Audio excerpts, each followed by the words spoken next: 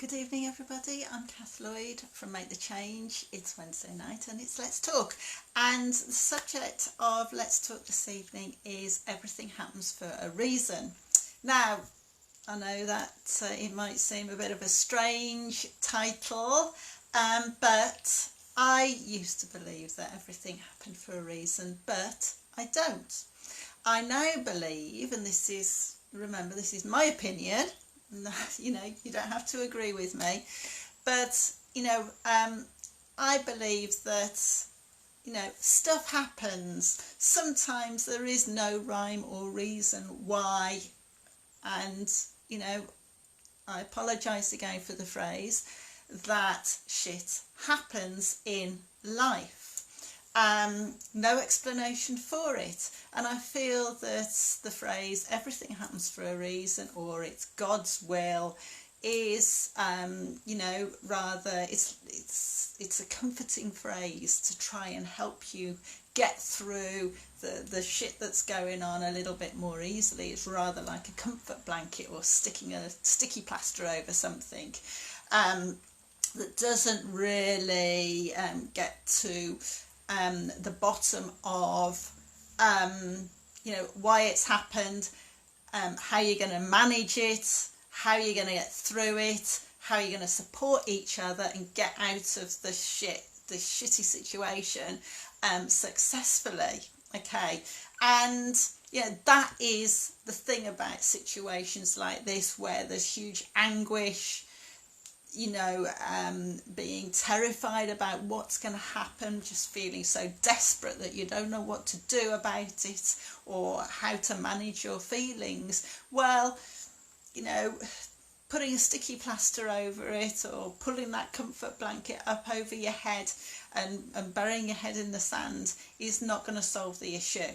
Okay, so it's about, this is about to be able rather to manage this situation where you are saying these phrases. It's really, really important to get down to the basics. All right, once you have started to get used to the idea of what has happened. Now, this could be over a couple of days. It might even be over a couple of months.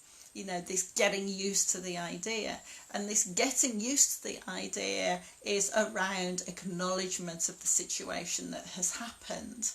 Whether you like it or not, this situation has happened. It's got to be confronted and it has got to be dealt with. Okay, and in a way that is going to keep everybody together, the important people together here, the family, to try and keep good lines of communication open so that you can all get through the situation successfully. And I've been in situations where the shit's hit the fan, and people who mean well, often they are professional people, they've had the training to help you with how to deal with it, but they haven't been in every situation that they are trying to help you with. And this is where sometimes things can fall down, that you as a service user, when you're in situations like this with professional people, can easily read through what they are telling you. And yes, perhaps they're right that you do need to be realistic about the situation, but if they haven't been in your particular situation, okay, it can be very, very difficult to connect with what they are saying. Okay, so everybody's situation is going to be totally unique. Everybody's going to have very different thoughts and feelings around it.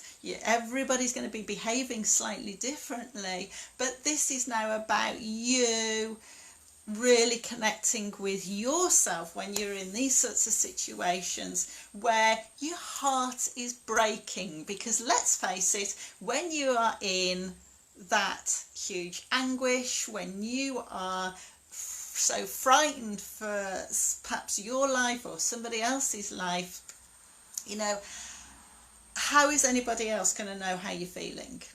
All right. But it's about you being, yes, realistic about the situation for you, but also hope has a lot to do with this as well.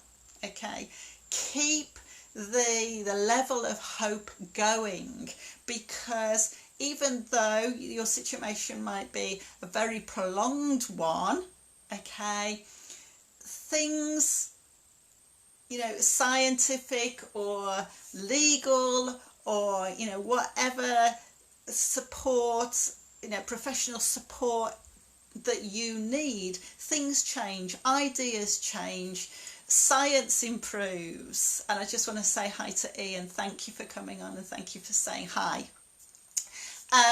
And so this is why, you know, it's really, really important to connect with yourself. Okay. And yes, it's very, very difficult. Yes, it's very emotionally distressing to connect with those feelings, because at the end of the day, you've got to be totally honest with what's going on in your heart. You've got to be totally honest about what is going on with your thought processes and put the two together to work out the answers that are right for you. Okay, and will give the best outcome. Now, keeping it realistic, that can be exceptionally hard when, you know, you've got an awful lot of thoughts and feelings that are really challenging you, that you're very up, that you're very down, that you've got to do a lot of juggling with roles and responsibilities, as well as, you know, keeping yourself afloat. But the realistic situation has to be confronted, okay? And when you don't know, excuse me, when you don't know how you're going to get through this period of time, you've got to ask yourself the why question. Why has it happened? You might never know why the situation has happened, okay? And that is going to be very, very difficult in some situations, okay? But it's about asking the why question of yourself. Why am I feeling these feelings? Why am I thinking these thoughts? You know, and this is especially true with, you know, feelings of destruction, feelings of self-harm that you might never have felt before, that you thought you would never imagine yourself feeling those things, okay? But at times like this, in huge anguish, in huge terror, the likelihood is that you might think these things, okay?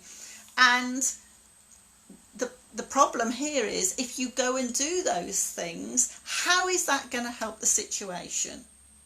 You know, yes, it might take away the pain that you're feeling, you know, and that pain can be so strong that it perhaps feels as if your heart is being ripped out or torn in half, okay? But those feelings of, you know, are going to be very, very strong for other people in the situation as well. It's not just about you.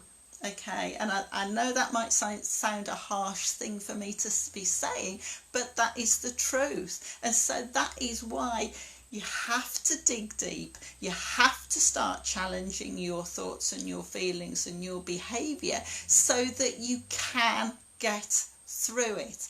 And you might not like some of the answers either. So those feelings of destruction and self-harm, you know, the answer to that why question might be, well, I won't have to feel those feelings anymore, which is a fair answer. This is a very fair answer, because nobody likes to feel like this. But then the next question is, well, How is that going to help the situation? And this is where, you know, you need to spend the time. You need to spend the time working on yourself, okay? Yes, it's important to be where you need to be with the situation that you are being confronted with, but it's very, very important to put some time aside for yourself so that you can find the answers to these searching questions. So it's why. Why am I thinking and feeling these things? Why am I behaving in this way? How are these thoughts, feelings and behaviours going to, one, help me, two, help the other people who you love, and help the all-round situation?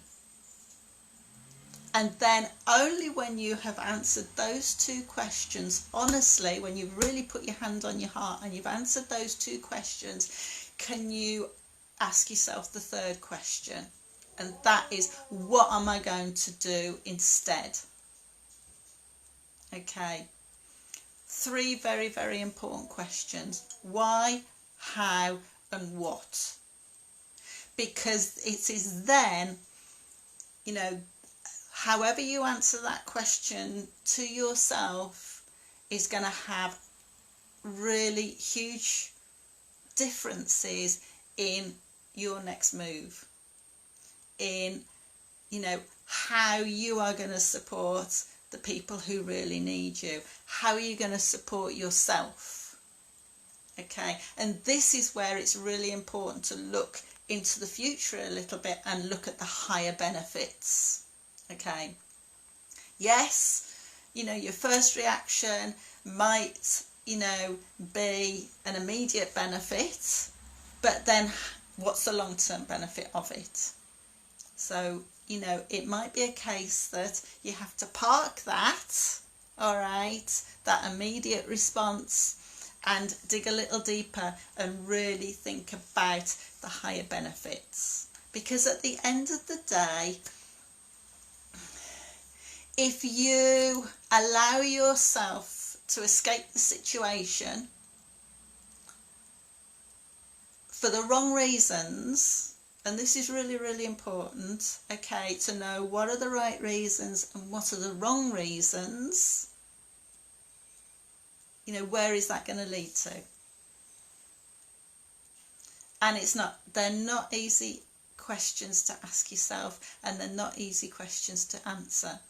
But if you can answer them honestly and truthfully and really know the long-term benefits of what you have got to do, all right, it is going to be so much easier the next time when you have to ask those questions of yourself again.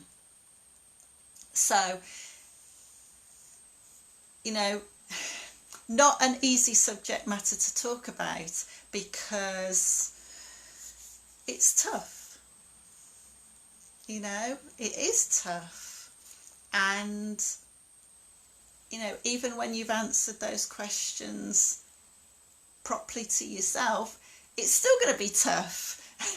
But at least you will know where your priorities lie. And that's the important thing. It is about, what are the priorities here?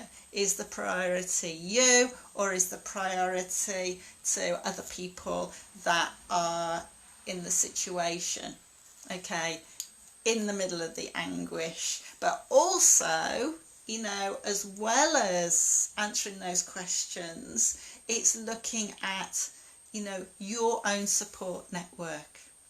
Who is the good support? Who is the support that's going to be there for you through the thick and thin? Because it is really eye-opening when you are in one of these shit situations, who, you know, who rises to the occasion.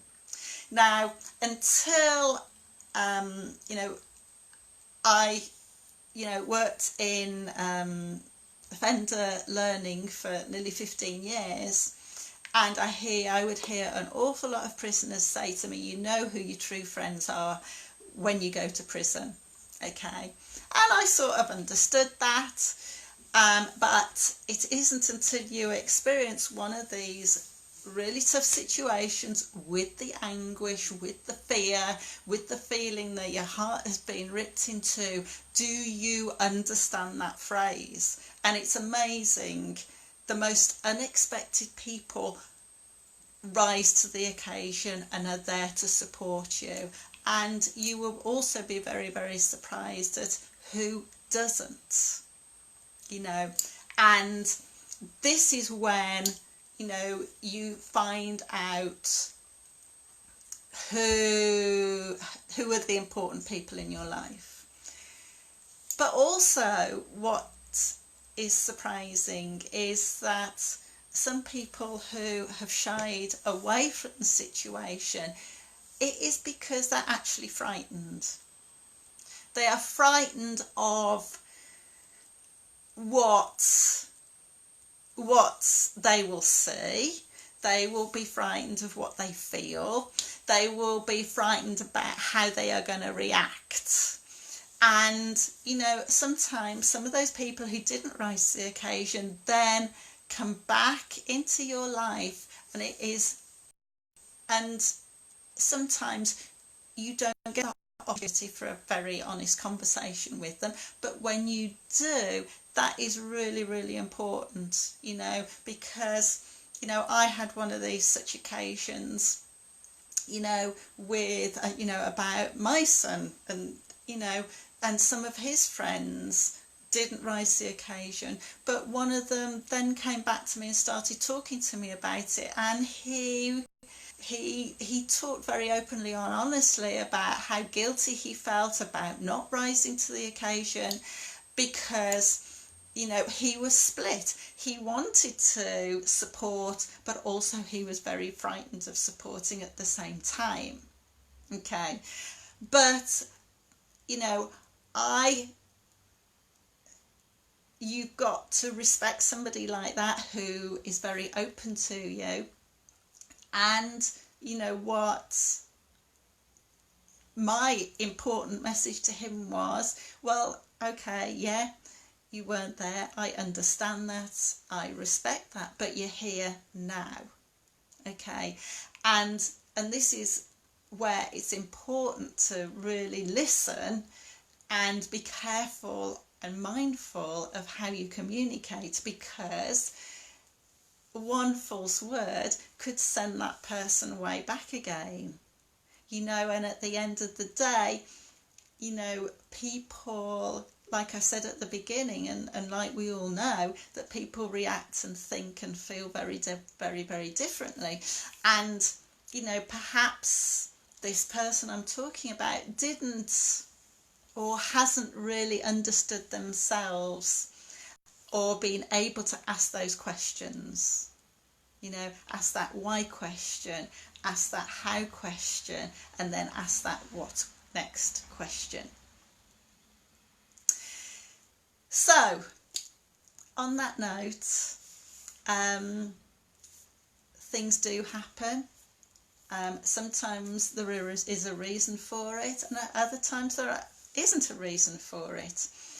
But it's still important, whichever one it is, to ask those three questions. So, on that note, I'm going to love you and leave you.